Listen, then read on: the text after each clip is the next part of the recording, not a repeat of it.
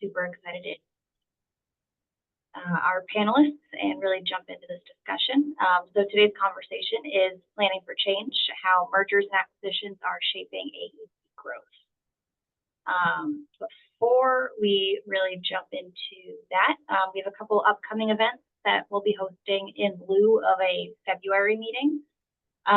So we are co-hosting 2 events with other BSA knowledge communities in February. The first one is February 5th. We're co-hosting it with the BSA Residential Design Committee and the Small Practices Network. The event is called CAD Got Your Tongue, and it is a virtual copywriting workshop led by Larry Linder.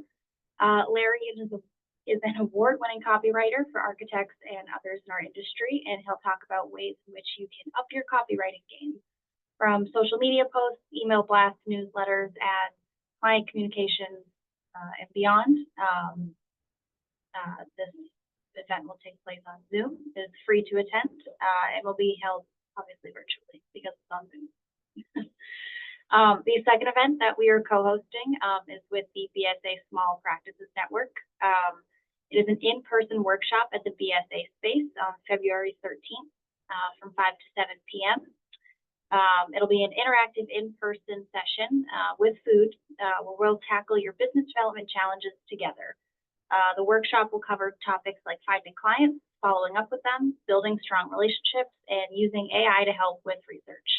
Our good friend Marcia Miller and Chris Jasinski will lead a live problem-solving session. You will leave with actionable advice and insights based on the challenges you bring with you. So save the date for those 2 events. You can find more information and register on the BSA website. And with that, Abby, I'll pass it to you to introduce our panelists today. Thanks, Steph. Looking forward to those events. So first we have Ben Sawa from GEI Consultants. Ben is the Vice President of Corporate Development. In his role, he's responsible for driving short and long-term growth initiatives across the organization. This includes both organic and acquisitive growth strategies to identify, analyze, and implement important opportunities that drive revenue through existing business within the portfolio or create new opportunities for geographic, service line, or market-related growth. And next, we have Kim DiGiovanni from NV5. As Director of Marketing, Kim oversees the marketing team and daily operations for NV5's Buildings and Technology Group. Joining NV5 through an acquisition, she now plays a pivotal role in mentoring and guiding new acquisitions within the division. Kim works closely with our team to ensure a smooth transition while integrating marketing practices and standards, focusing on branding and strategizing on cross-selling. So Jen Shelby from IMEG. Jen is a certified professional services marketer, CPSM, and so is Ben, actually, to add to that, who joined IMEG through an acquisition in 2022. Her role as Marketing Process Innovation Manager is responsible for process development, documentation, and automation of marketing-specific procedures and their intersection with the rest of the company, which includes management of the firm's CRM platform. In this role, she oversees data migration from newly acquired firms, ensuring it complies with established standards for the integrity of client and project-related data for the company. So this group are they're experts at M&A when it comes to strategy, and then when it comes to implementation. So there are lots of strategies people and firms use to approach M&A and how they look for opportunities. So an M&A is a form of non-organic growth that can typically be built into strategies and plans for future planning for company infrastructure and growth. So we'll start with a big picture overview. So Ben, talk to us about strategy, the why behind M&A. Sure, Abby. Yeah, and great to meet you all. So yeah, Abby gave a nice definition of kind of what M&A is. I'm probably pretty sure everyone here on the call is familiar with what it is, but the why is probably even a more important question, particularly if you're thinking about developing an M&A program within your company or thinking about how to do more M&A, within the industry. So I think there's lots of different reasons why a firm might undertake M&A. I mean, there's sort of classical reasons around geographic expansion, right? It can be very difficult to enter new markets and new geographies where you don't already have a presence, but through an acquisition, certainly you're able to build that practice in a new location very easily. Certainly there's service and client diversification. Now, let's say you're an architectural firm that's focus mostly on K through 12 and you want to get into the higher end market, again, trying to build that organically can be challenging. So you can look for firms maybe that are more focused in that end market. And then again, you can start to diversify your firm and maybe lessen the overall risk you have within the market. Another thing that we've seen a lot in terms of why people do M&A, particularly recently, is around capacity development and leadership development. So as we know, I think firms have been really since post-COVID kind of all-time highs in terms of backlog and revenue growth and all of that. And everyone needs people. And so we know it's a very tight labor market. And so instead of trying to hire people one by one, really going out to market, acquiring a big firm can help sort of develop that capacity instantaneously. Another thing, actually, I was just reading about this recently. A firm called Stanbog Ness just put together a kind of a 2025 outlook. And the top 2 issues that they identified from surveying firms within our industry are recruitment and talent development. And so as it kind of relates to talent development, particularly as you try to look at like who the next generation of leaders are, a lot of firms are looking internally and saying, wow, we don't really have a lot of future potential leaders within our firm. So one of the ways that you can go build that is through M&A. You know, if you can find a good quality firm that has that in-house, certainly that can be a great way to kind of ensure the future succession of your firm.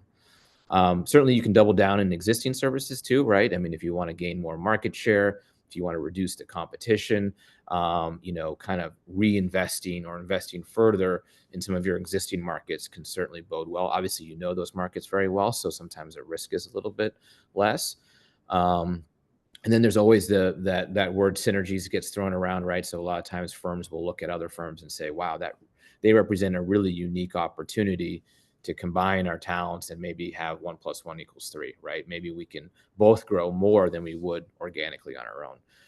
In my experience, that's a little bit less likely to actually happen, but certainly that can be a good reason to do it. And then finally, there's purely financial reasons, right? Particularly if you're a PE-backed firm or a venture capital-backed firm, certainly, you have to show strong performance to your owners, to your shareholders, to your board, and so sometimes M&A can play a big role in that. And then I think the second thing around the why is why, I mean, when you're evaluating kind of growth, you always want to look at it within the context of, can we do it ourselves organically, or is M&A a better avenue? So certainly M&A is instantaneous, right? You wake up one morning and then you have this whole new set of clients and contracts and employees and backlog, and it helps you enter a new market or geography. But it definitely comes with risk, right? And also M&A is a lot more expensive too. So if you don't get the cultural kind of alignment right, for example, you could lose people, right? And then that's not a good proposition. Most non-owners in an acquisition are employees at will. So if you can't convince them that this is a good place for their future, they're going to walk out the door, and you just paid all this money for this firm, and now the talent is leaving. So certainly it comes with risk, and certainly it's expensive. We've seen the valuations for firms constantly increase. I think they're around 8 to 12 times annual EBITDA or profitability. To give you context, before COVID, that number was like 4 to 6. So another way to think about it is firms are paying 8 to 12 times annual profitability, which means it's about 8 to 12 years before they get their money back. So this is a very significant investment that firms undertake. So it certainly has to be, taken with care. And again, if you're doing it organically, it's a much lower risk, lower financial burden on the firm, but again, comes with other downsides as well. So again, those are some things to help you maybe think around the why of M&A and get the wheels turning within your organization. Awesome. Thank you. That's really interesting. I have one other thing to link to what you're saying, which is connecting M&A to strategic planning. Yeah. And this is a sometimes overlooked part of the M&A process, particularly early on, because I think strategic planning is probably one of the more important things you can do as a firm, but particularly as it relates to M&A, it's vitally important. And I think it really kind of serves two main purposes. One is internal and one is external.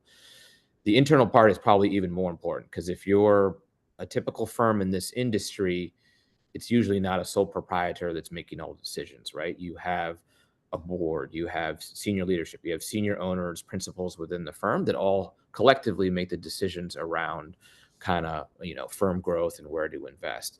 And as you can imagine, everyone's got different ideas on where those opportunities are and where should they invest. So the strategic plan and really the planning process itself is really important because it'll start to create the alignment around that group to say, these are the priorities. This is what we should do. I think without that, you're going to be asking for trouble because you're going to make an acquisition and some people aren't going to be on board with it. And the firm will see it too. Once they come into your firm, they'll say, hey, I don't really have the true partners here that I thought I would have. So creating that buy-in, creating that alignment internally, I think is a really important part of the strategic planning process. And then the second part is external. So if you're going to work with a broker, one of the first things they're going to ask you is, all right, what kind of firm are you looking? What size? What geographies? What services? And what's your long-term vision for growth at your company? It's great to be able to just give them a strategic plan and say, hey, everything is in here. And so that's almost always asked by a broker, and it's almost always asked by the selling firm as well, because they want to make sure that the firm that they're joining has the same vision for long-term growth. So again, that strategic plan is vitally important. It's a great opportunity for marketers to get involved in it. We'll talk more about the marketer's role in this, but certainly the strategic plan, I think, is one of the most important parts to undertake before you kind of develop an M&A program. Fantastic. Thank you. So to talk a little bit into the marketing part, this question is for Jen about expectations versus reality. Well, really more about what the parent company promises versus the actual experience, and how does communication come into that as well? Sure. Thanks. I don't know if it's so much what the parent company promises as much as, it's coming in as an acquisition. It's kind of like drinking from a fire hose. You're inundated with a lot of information and a lot of changes all at once. So it's not so much that there are promises being made that aren't kept. It's more that it's hard to kind of keep track of everything that's going to be happening. So I think, from the parent company's perspective, it's really important to be very communicative, but also very concise and clear, and lay out kind of what the milestones are and when those are going to, happen, and what to expect at each milestone. And then from the, incoming firm's perspective, I think it's really important to understand that this is a change. It's meant to be, but if you stay flexible and you kind of stay curious, you're gonna kind of roll with it a little bit easier than if you're resistant to that change, or negative about, well, now I have to do this because I'm being told what I have to do because my company was sold. There's a lot of that kind of fear language that gets shared. So I think having gone through it and felt like it was a little bit of a tsunami almost, I think it's, looking back, it's important to trust that the parent company knows what they're doing, especially one like mine that acquires so many firms a year. They have a structure and they have a plan, and they've done it. It's established. So trust that they know what they're doing and that things are being done for a reason in a particular sequence. And it's continually improving process. So, yeah, so I think that is, just manage your expectations and try to stay flexible and curious, and that would help, as you're going through it. Great. I don't know. Yeah, there is others want to add anything to that, but that was my experience. Great. So I want to talk a little bit about, pre-M&A, during M&A, and post-M&A. I think Ben touched a lot on the pre-M&A regarding research, positioning, strategic alignment with business goals, and all of that. So during the M&A process, when we think about communicating with clients and stakeholders, branding, facilitating that alignment, and messaging, how do you guys handle that? What's kind of the run-of-the-mill when you are acquiring a firm? How does that all that go? On the pre-M&A side, or actually during? Pre or during, because I think those two phases kind of can mesh together. Yeah, exactly. So certainly, as I talked about, marketers' role within the pre-planning, development of the strategic plan, the market research. I mean, again, I think we're well equipped to be able to do that, and making sure that those plans and investments are aligned with the long-term business goals of the firm. So I think that's a strong area. During the M&A process, and we're in it right now. We're working on a couple of firms. M&A's role, or the marketing's role within due diligence, is really important. So what we want to look at are a deeper dive to what clients they're working at or working for, what percentage of revenue is coming from those clients, how consolidated is that revenue amongst some key clients.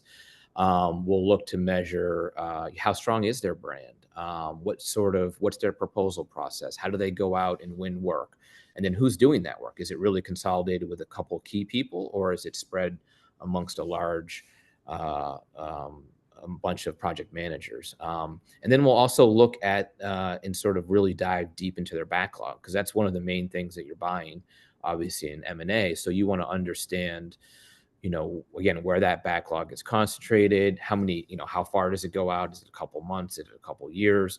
And very often we'll sit down with the seller's owners and kind of go through a financial revenue projection exercise where we say, okay, let's look at your backlog, let's look at your pipeline of opportunities, and let's look at what the next year, what the next maybe 2 years looks like kind of down the road. And do you guys have a healthy overall pipeline? So again, those are really strong areas that, again, we as marketers know very well. So be able to assist that, I think, in the due diligence process is really good. And that's also, this is more into the post M&A, but during the due diligence phase, we start developing our marketing plan. So as you said, we start thinking about how the internal communications, like how are we going to let people know? When are we going to let them know? That's always the most sensitive thing with these things. And very often we'll take up the GEI will take part in kind of delivering that message, with the owner. So there's a face behind the company. Because the first thing you do is you tell someone and they're going to start Googling your company and looking it all up. So it's much better to have, a representative there. And so, yeah, kind of, again, marketers are well equipped to kind of handle those kinds of communications. We just naturally communicate well. And then obviously you'll have an external communications plan as well. So all of that is being developed kind of during the due diligence phase, because very quickly after that, you might, be a month later, maybe when you make the announcement. So you've got to have to start getting things lined up. The pace moves very quickly. And Kim and Jen have much more experience on that than I do, but certainly getting those things lined up is really important. Right.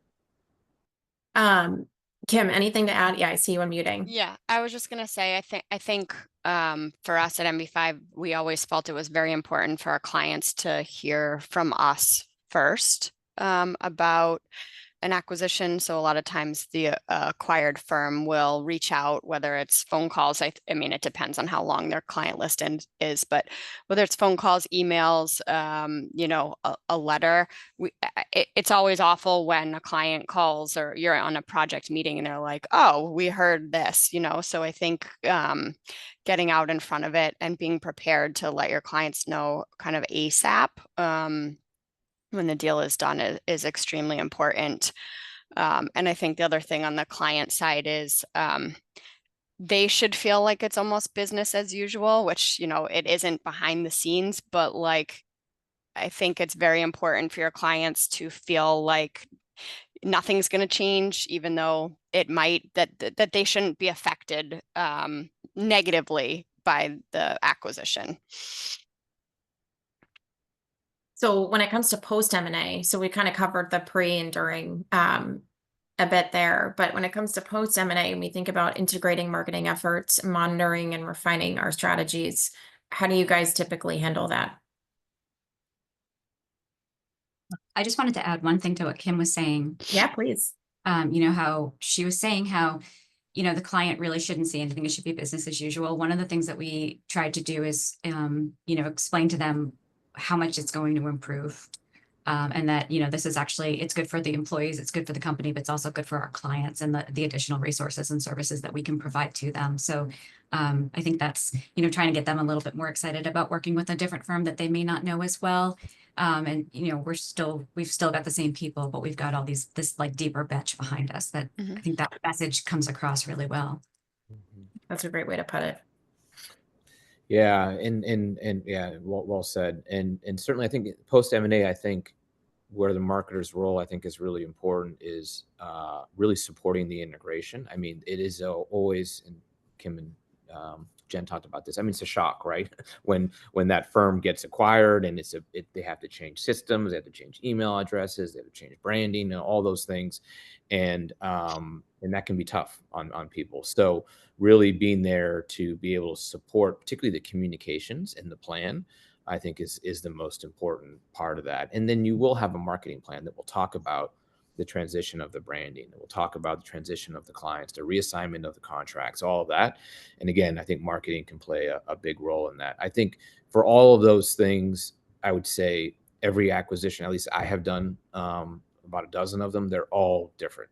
So every time, it's not like I have a playbook that can say I do A, B, C, D, right? Every one you have to kind of understand the market, understand the talent, understand the owner's kind of desires too, right? I mean, ultimately it'll be your decision on, things like how quickly do we transition the brand, but you want to be receptive to their thoughts and their ideas and their concerns. So in some cases we've transitioned the brand within a couple months and they're fully under GEI. In other cases, it's a 3-year transition where we kind of slowly transition them over. So again, every acquisition is unique. And so you got to be flexible. But certainly, I think within that marketing plan that's developed post-integration or post-acquisition is really kind of going to be your guiding plan for kind of how you proceed. So what helps determine that integration amount of time, or the brand, how long you keep another firm's brand? How do you, just because you said there is no one size fits all, so how do you guys determine that when you're going through the process? Yeah, I'd be interested in what others think. I mean, for us, it's so we've been investing a lot in Canada, recently. So we acquired about a 300-person firm up there about a year and a half ago, and we didn't really have a strong presence in Canada. So we went under the acquired firm's name and kind of said, a wholly owned subsidiary of GEI Consultants, just because we had to introduce GEI to our clients and to our partners. So that one took a little bit longer.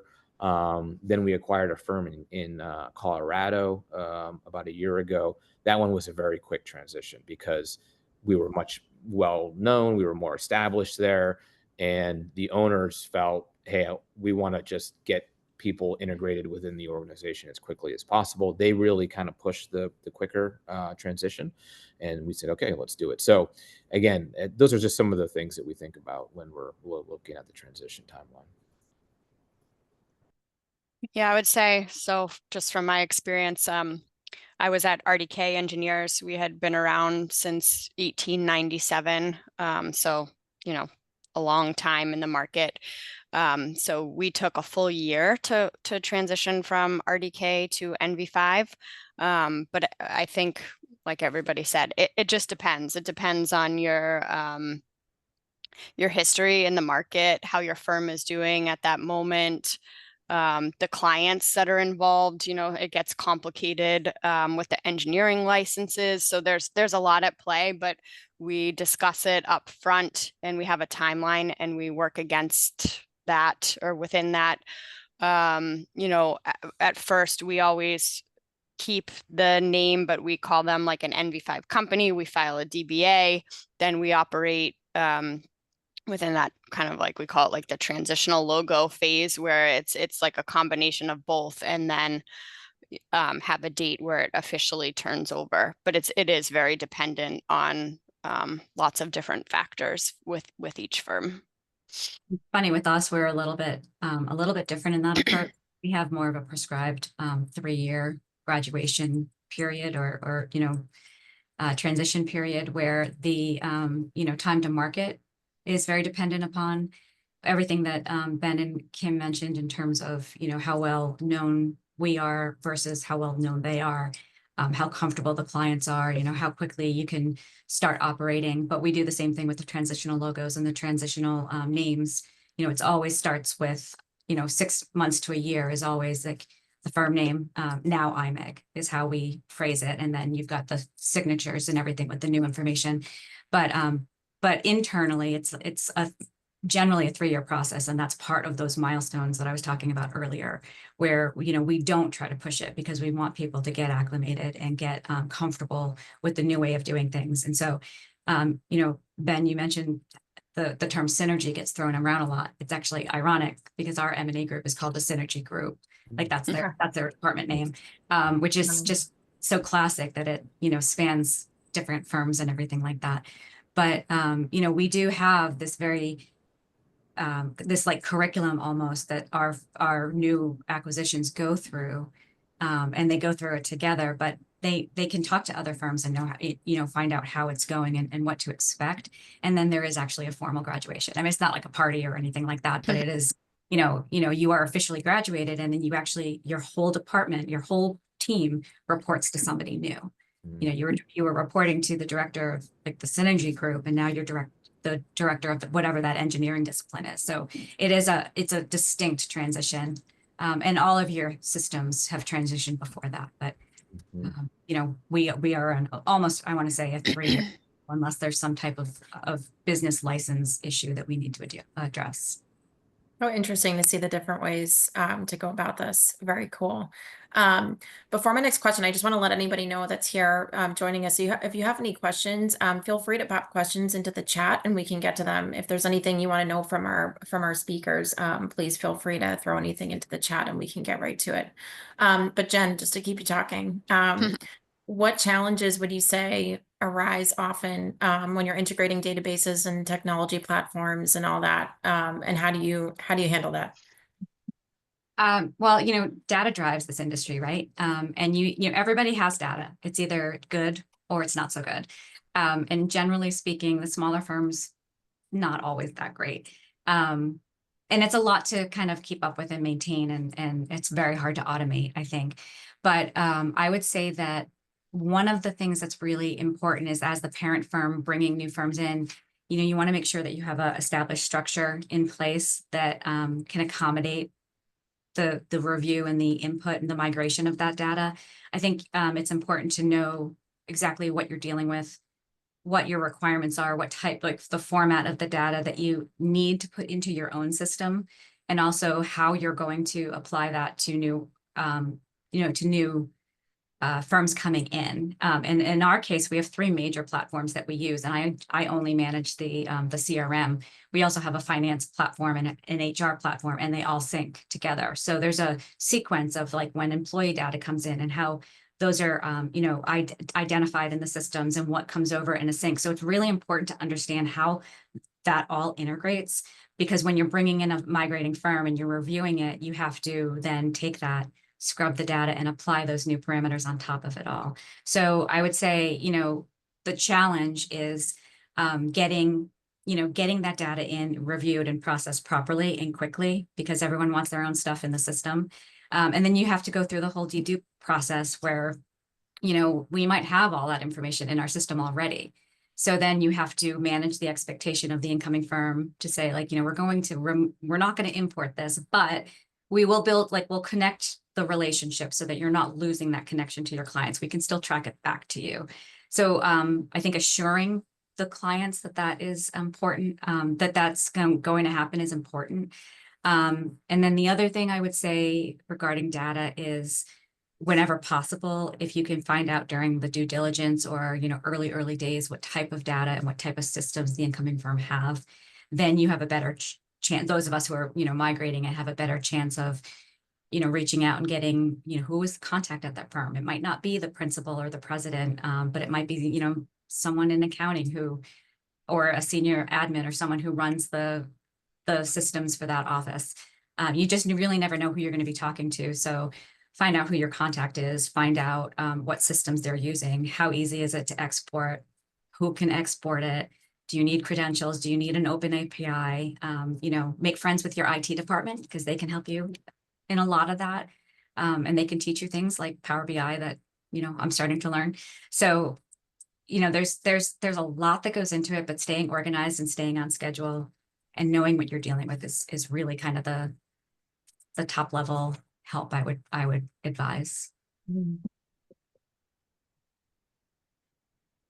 I think another challenge too that we've seen is, you know, you acquire a firm, they have their own server, their own way of filing materials, and just trying to figure out, you know, we moved to like a cloud-based server, but we've maintained some of that file structure from the original, and it's just trying to like integrate materials is a lot to overcome too when you're working on all of this acquisition stuff, and then you're trying to integrate resumes and project sheets. That's just another challenge that we've found. Like what is a good system for getting everybody's materials in one place and accessible to everybody that Absolutely. needs access. Yeah.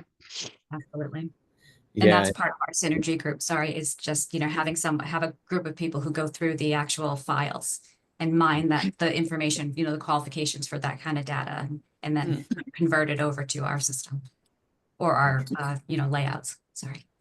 yeah, no, that's great. Yeah, and I think the challenge is certainly the systems, the data, and sorting that out. And then you have the behaviors, you know, of the staff and their beliefs. And that is typically the harder part I found, is that you're asking them, okay, they can learn a new system and whatever, but it's the process, you know, it's how they work on projects, how they recognize revenue, how do you deal with outstanding AR issues, how do you put together proposals, how you develop pricing, right? I mean, you'll have a certain way that you do that, and you'll want to have them adopt a similar way, right? So you can create consistency across the organization. And if those things are sort of diametrically opposed, that becomes the hardest part. And we were just chatting before the call started. Certainly the people that are usually most difficult are the owners and the principals of the firm, right? Because they ran the firm, they've done it their way, right? And they can be very resistant to that change. Usually the PMs and the other people, you know, they're much more open to it, I found. But getting those people aligned around, you know, this new process and this is how we do things can certainly be challenging sometimes. Absolutely. And, you know, as someone who trains new firms on our system, I've found that finding a champion within that new team is really, really helpful. You know, if it's the operations manager or what we call client executive is the like former president of the firm we've acquired, getting them on your side in understanding the why of what we're trying to do, and that we're not just asking for data points, but that, you know, by giving us good data, you can actually get all this other stuff out of here. You can get more firms, better qualifications, more experience. You know, it's going to tell us so much more. And if you can kind of convey that and get them on your side, then they will either extend that type of enthusiasm to their team, or if they have to, they will say, look, this is the way we're doing it. Like, we're in a new firm, you know, yes, it's a change. And this is the way we are doing things now. And these are the resources available. And we always offer more help if we need it. You know, we'll do refresher training. We'll get on the phone with somebody and help them run a report. But having somebody who can help endorse that when you're not the one, like when you're not still on screen with them, is really, really important. And then just connecting with them and making sure that you're providing what you're promising that you're going to provide in terms of the help and the resources and those types of things. Great point. Exactly. No, I think that's a great point. What you don't want is the owner, after you have the meeting or the call, go back to their employees and be like, well, I don't know why we're doing this. They're just telling us. Yeah. We want them to say, hey, this is why we're doing it. This is going to be better for our organization. We frankly should have probably been doing this, you know, years before. Absolutely. And I know it's an adjustment, but let's, you know, we'll figure it out together. That's what you want to hopefully create within the leadership of the existing company. Exactly. And let's face it, you know, if you don't have that synergy, connecting everything together, if you don't have your accounting systems connecting, you know, you're not getting a fair picture of the company. You don't know how the company's doing if you're not reporting accurately. And if you have a whole, you know, arm of the company that's just refusing to input that data, you're never going to get accurate results. So it really is driven from the top down, and it's super important, but having people understand it. And, you know, and I think a little bit of humility in admitting, you know, I had the same thought. I remember going through this. I wondered this thing, what I was told, and this is what I now have come to believe by going through this myself. I think that association also helps a little bit too. But you have to be on one platform. You can't, you know, bottom line. Awesome. So thinking about the new opportunities from M&A and what it can introduce, how can our marketers leverage the momentum of M&A to introduce innovative or new campaigns, brand initiatives, given that we have merging brands, or one brand moving into a new brand of the parent company? How do they do that in a way that it'll resonate with what would now be a broader audience, given that two or more groups are now coming together?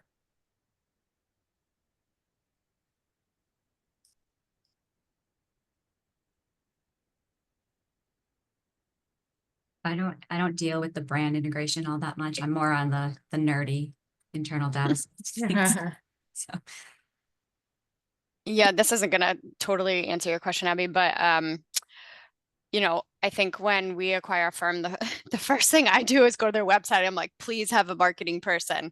Yeah. And I think there's as much as the acquired firm has to get on to, your systems and your way of doing things, I think there's an equal opportunity for the firm that's acquiring to learn from the firm that's been acquired. They know their market, their clients. And I think that there's an opportunity to collaborate and figure out, they'll know their clients best. What do they need? What are they looking for? Can we approach them with these added services? Do they need time to adjust to this news? So I think it's a collaborative effort, and there you can't always just immediately hey, we've been acquired, now we have all of these services. It has to be done in a certain way, and you have to continue to communicate it. It I hate to say this, but RDK was acquired in 2017, and we still come across people who are like, oh, I didn't know you were a part of NV5. So I think just continuing to put out that message at first is extremely important. Yeah, agreed. And again, back to the original question where we started is, again, you're starting from a strategic plan, and you've acquired this company for some specific reasons, right? So what we always do is develop, as part of the marketing plan, integration plan, we create a communications plan. And that can, not just the announcement, but really beyond that, how do we continue to communicate to clients, partners, employees, and the industry around, this company, the opportunities, why we've done it, what are the unique capabilities that we now have, and really not just announcements, but thought leadership, where people can kind of hear from, your senior staff on some of the things that they're doing. So, and as Kim said, you don't want to develop that on an ad hoc basis. You want to think about the next year and kind of run that backwards in terms of what your communications plan is, and what types of content do you want to get out there and get eyeballs on. So Ben, are you saying that when you guys have an M&A, you have a comms plan specifically for the M&A? Yep. Yeah. So yeah, we'll have basically sort of cascading plans. We'll have an overall integration plan, then we'll have a marketing plan, and within that marketing plan will be a communications plan. Got it. Great to know. We have a question in the chat that I think a couple of you may be good to answer.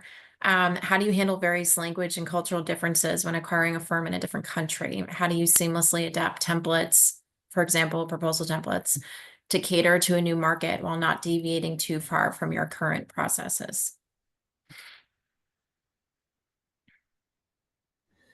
So we haven't, I can answer the first question a little bit. I mean, we haven't acquired firms outside of North America, but we've definitely acquired firms in Canada. and even working up there has been kind of eye-opening in terms of the differences there. So we've kind of, more than most acquisitions, really relied on the kind of local leadership to help inform kind of our approach. And we have to be careful because we don't want to, do everything that they say, because, that can sometimes be at a detriment to integration. But there are things that are different, frankly, about doing business, about employees and benefits and contracts and all those kinds of things. And again, all of that was very new to us. So we definitely had to defer, I think, little bit more than we would in most cases, to the kind of the local leadership to say, hey, this is how we should do things, and these are some of the particular laws and things we need to consider. And certainly we'll get, anytime we're doing an acquisition outside of the US, we'll get, local bankers, we'll get local lawyers, we'll get, people that are, again, local HR people that are more familiar with that can help us through the due diligence process, and then certainly integration as well. Do you have like a translation service? Because I know you said Canada, so Canadian French, for example. Is that something, has that been a challenge for you guys, or how do you handle that? We're going to try to stay away from Quebec as long as possible. So you've been focusing more in GTA and Western Canada, so that hasn't yet been an issue, but it may be if we look at firms like that over time. Certainly we'll have to employ something like that for sure. Got it. Particularly with contracts and things like that. Even their way of contracts in places like Quebec are very different from what I understand. Yep. Cool. Well, thank you. That was a great question. Thanks, Cassidy.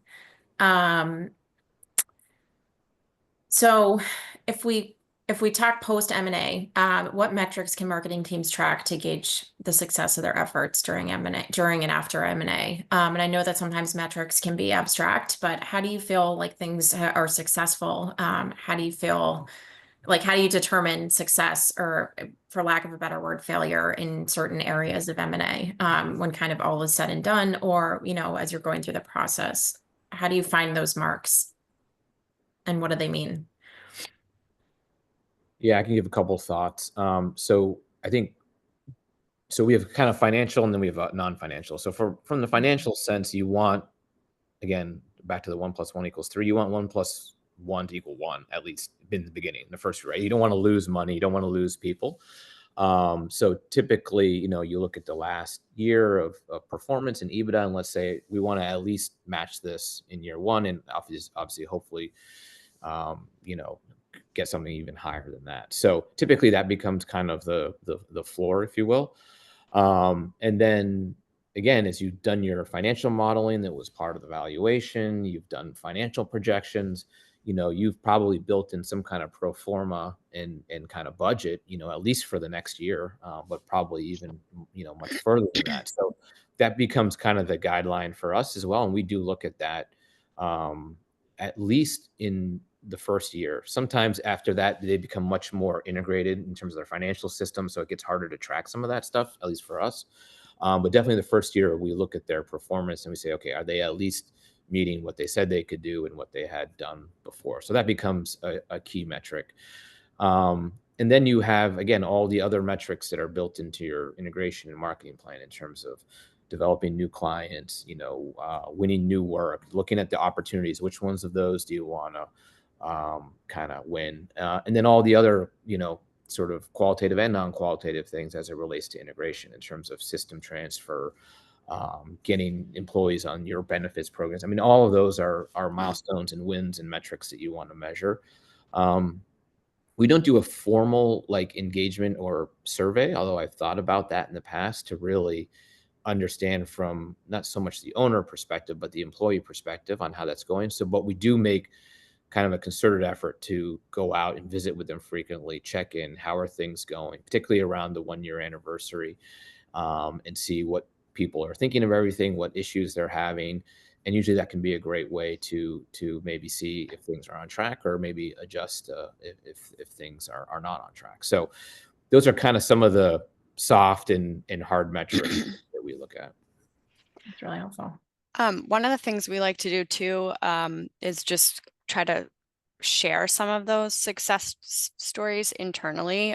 So internal communications, talking about projects where we were successful in cross-selling or collaborating together. Because I think all that stuff that Ben said is right on. I couldn't have said it better, but I also think reminding the staff that they're, I don't want to say doing a good job, but that they've been integrated and we're working together is also important towards the end goal and saying that we were successful in the acquisition. I have a little bit of a different perspective, and it's certainly not a metric by any stretch, but you know, as a firm integrating into a new firm and the market changing on our side, you know, before we were acquired, we were a WBE firm, and we had a lot of business and a lot of a reputation built around, you know, being women owned and women focused. And we did probably 95% of our work was public and we did a lot of work for the Commonwealth. So what was really interesting from our perspective was how our public clients would react, and the design partners who worked with us, how they reacted to us being acquired. You know, I said earlier, it's important to make them understand and get excited about the fact that we have all these new resources. But what's really interesting is which clients sort of no longer reached out to us when we no longer had the WBE that we could help them with.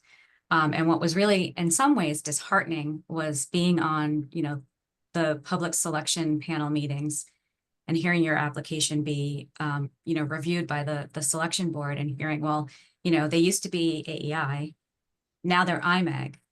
The people are the same, but we don't know this company. So, you know, you get marked down a little bit differently. And not to put a negative spin on things, because I think our reputation did hold quite a bit. In fact, as far as our metrics were concerned, I think our financial metrics were kind of, you know, towards the top trend of acquisitions coming in. But, you know, perception's reality, right? So if you have a selection board who's saying, well, we don't know this firm and we don't know what they can provide and how they're going to impact us, they're no longer headquartered in Massachusetts, you know, those are kind of damaging sentiments that can be conveyed and you know, break the morale of the people who are on you know, in the firm, but also it also impacts how your clients are seeing you too. So there's no like lesson to be learned there. It's just sort of an experience as a firm being integrated. Which kind of design partners no longer needed you because you weren't serving that, you know, XBE role for them anymore, but also on the flip side, which partners really stuck around because the relationships are what matter, and it didn't matter if you were W or not. So, you know, that is something to consider in an acquisition, is how, if you are an XBE, how is that going to translate or change your business as you're integrating into this other firm? Just for point of reference. Yeah, that's super helpful. Thank you. So in terms of opportunity, and Ben, I think you've touched on this a little bit, but just to get into it for another minute, expanding market reach and client base and developing new service offerings. How do you see that? How do you see that as an opportunity when you're looking for certain firms? And then how do you capitalize on that? For example, at HLB, we acquired a firm a couple of years ago where their only market was high-end residential, and that's one of the only markets that we did not have as a firm. So that was a really strategic move for us, because we were able to add a whole new market into our portfolio, which allowed us to build new campaigns and a whole new page on our website and all that kind of stuff. So that was a huge service offering for us from a market perspective. But any other thoughts on services and or markets and the opportunity that brings and how to capitalize on that? Yeah, I mean, definitely, again, going back to your strategic plan and the reasons that, you know, you're acquiring this firm, and maybe they are to build new services that you don't have, or new markets. So I think, again, hopefully you're going in with that intent and reasoning for the firm acquisition. I think on the flip side too, you know, there's always an opportunity we look at, again, back to the synergy side. It's like, where can we now cross-sell, you know, our services to the new company's clients, right? Depending on if there's a match there or not. So we look at that, you know, just as frequently as to say, okay, we acquired this company up in Colorado. Let's say they do a lot of transportation work. They're doing mostly geotechnical, tunneling, those kinds of services, but there's a significant opportunity to cross-sell our environmental services to those same clients. And they already have the relationships built in. They know the people, they know the procurement process. So now let's make some introductions and get things done. So again, that will be part of the marketing plan, integration plan, if you will, in terms of developing, okay, how do we expand our existing services, maybe, you know, to these clients. So yeah, I think, you know, more often than not, any acquisition you do is going to bring something new to the firm. So it's really thinking about, okay, well, which one of those things maybe has the highest potential for growth, and then kind of focusing your efforts in those one or two kind of key areas. That's what we've usually found to be most successful. Great. All right. So before we end the discussion, I just want to, I think it'd be helpful to hear from each of the panelists what your biggest lesson learned has been from M&A. If you had to pick one thing, what do you think it would be? Any advice too for anyone that's on the call, that maybe that another way to think of it? I can go. I mean, I think we've said this before, but no two acquisitions are the same, right? As far as the services, the people, the location, the timeline. So even though you have all these processes in place, I think, you know, you have to be a little bit flexible, and being on the side where I was acquired and now helping those firms, I think you have to like keep in mind that this is a shock to a lot of them. Like I went from a family-owned company to a publicly traded company. There's a lot of differences. Just even like, you know, in our database, our CRM system, we're like, oh, we want this tag, and it would be done in 5 minutes. And now it's like a whole process, right? So I think you just have to keep in mind that this is a big adjustment for a lot of folks on both sides, and be flexible within the confines of, you know, what you're trying to accomplish, and keep in mind the personal side of things as well. But yeah. Right. I would build on that from the personal side that Kim mentioned. You know, as an employee coming into this, you know, it was a shock, and it took a while for it to sort of sink in. We were not told ahead of time, so it was delivered to us all at once. And I think, you know, I think you can expect some like mass exodus of people who are just like, I'm not dealing with this, I'm out. But you know, they're going to have to get a new job anyway. And you're kind of, if you think about it that way, you're sort of getting into a new job in some ways. Although a lot of the stuff is going to stay the same, a lot of stuff does change. You know, and even if your reporting structure, where you're sitting, your location, your PTO, if all that stays the same, you've got new systems, new timesheet, new, you know, place to save your files, you know, you've got new, you know, CAD families or whatever the case may be. So I think being flexible and being adaptable is really important. But I also think that don't, you know, if I could give a piece of advice, it would be patient and sort of recognize that things are going to change. Some things are going to stay the same, but that with a bigger firm, there are a lot more diverse opportunities that could be presented to you if you, you know, take the time to be curious and seek them out and advocate for yourself. You know, you never know what new opportunity, new role might come your way. I've had 3 roles since I've been here. So, you know, and being in marketing, right, as a support, you have a little bit more flexibility in terms of like, I'm not, you know, there are other places I could go. But I guess my point is, you like advocate for yourself, be curious and flexible, but at the same time, recognize that, you know, your ambitions may not have the same weight with this new firm that you know, they may have had with, you know, your former president who kind of like, you know, knew you in a different way. So manage your expectations and just recognize that, you know, some things will change and some things won't, but be patient enough to wait to find that out, and don't just make you know, a knee-jerk reaction because you're not happy with, you know, the change that's happening. Great advice. Thanks. Yep, no, completely agree with that. And I'd say, I guess, 2 things. I mean, from the marketer's role, you know, what I've learned over the years is that we can add tremendous value throughout the entire process. So hopefully that came across today, and that you can start looking for opportunities, you know, with strategic planning through the due diligence process, and then obviously post-acquisition integration. So that's first. And then second, I'd say from an overall view, the biggest lesson I've learned is the real work starts after the purchase and sales agreement is signed.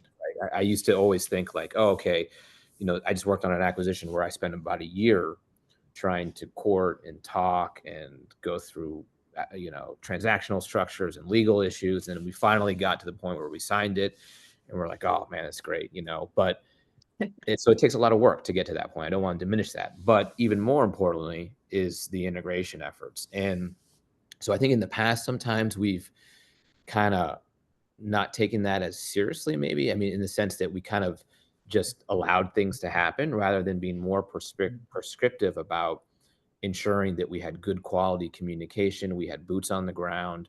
We had people in their office every day, kind of just taking the temperature and, hey, is this bothering? Because it's those small things like when they have IT issues or they can't get on the server, or they don't know how. I mean, those are the things that they just kind of let simmer and build up. And over time, then it gets too much, and then it's too late to try to bring them back.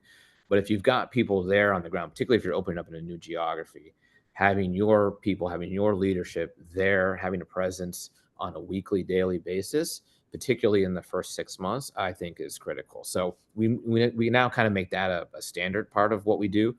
But in the past, we hadn't done that. And when we had done that, typically those acquisitions haven't gone as well.